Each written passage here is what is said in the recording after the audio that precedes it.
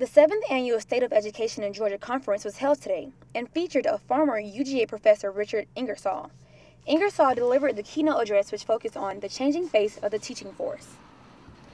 The teaching force has become far less experienced. We call that greening. That's because of all the hiring, far more beginners than there used to be.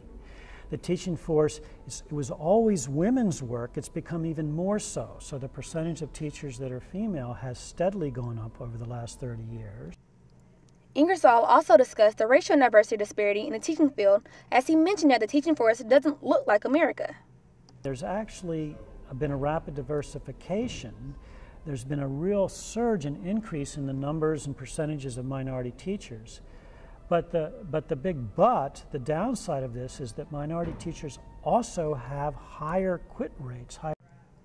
Conference attendee and graduate student Sophia Jiang agrees with Ingersoll's presentation and notes the disproportions with ethnic minorities in education.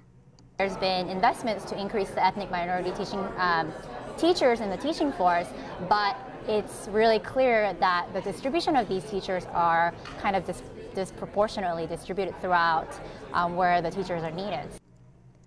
Clark also notes that though the demographic makeup of teachers may not represent the diversity of America, she focuses more on the effectiveness and quality of potential teachers. It's because we have a high Black and Hispanic population, and we want to have more Hispanic and Black teachers. However, if the teachers are not highly qualified, or if they're not, they're not effective teachers, then is it better to have an effective teacher, or is it better to have a teacher that looks like majority of our students in the school?